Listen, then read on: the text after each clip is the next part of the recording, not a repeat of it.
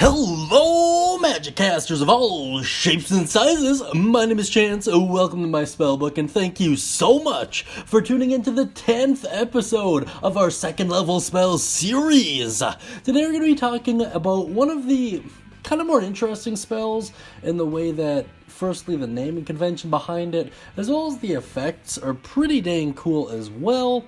Today we're going to be taking a look at Blindness / Deafness, which once again is named kind of weirdly, and it kind of sticks out like a sore thumb in comparison to every other name we've covered so far. It basically does what it is, if that makes sense. It is usable by the Bard, Cleric, Sorcerer, and the Wizard, and it is found in the Player's Handbook. And don't let its name deceive you, it's actually pretty freaking awesome. That being said, let's take a look at its mechanics. Your cast time is the standard one action. The range is 30 feet, the duration is a whole minute, and it's not even concentration. The effect at a glance is as followed. Choose one creature you can see within range to make a con save. On a fail, the target is blinded or deafened for the duration.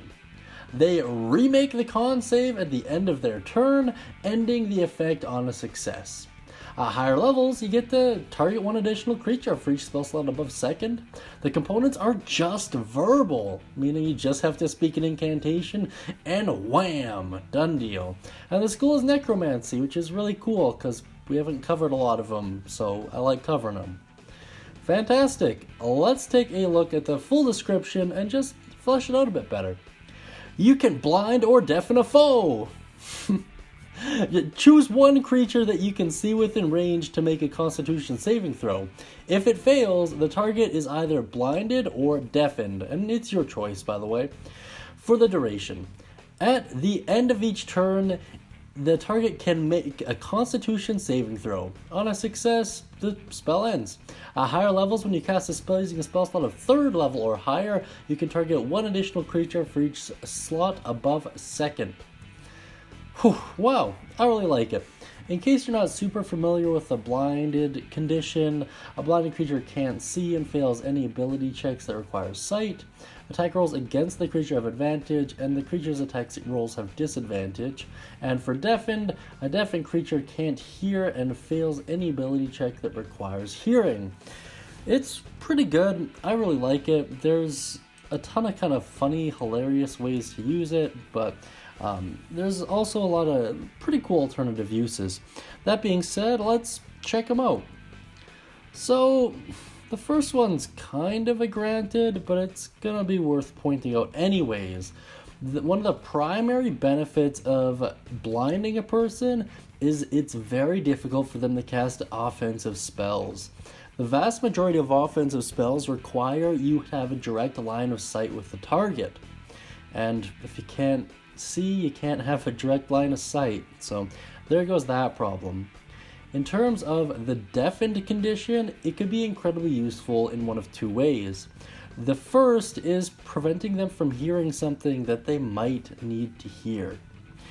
And the second is making them look like a total fool of themselves.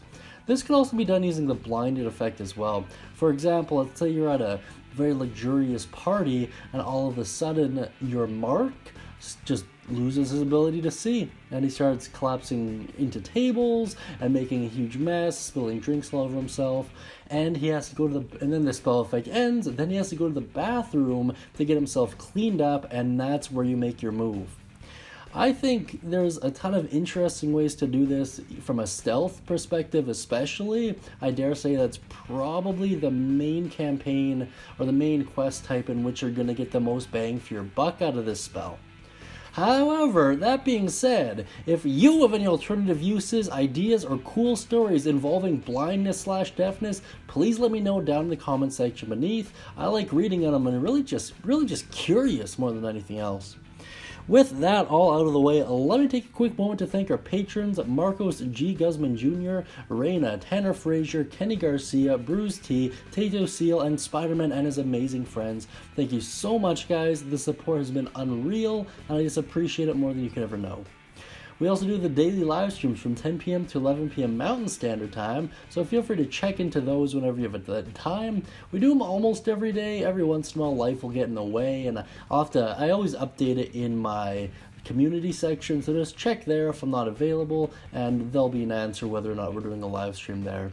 That being said, guys, thank you so much for tuning in today. I really do appreciate it. I hope you all have a wonderful day, and as always, happy spellcasting.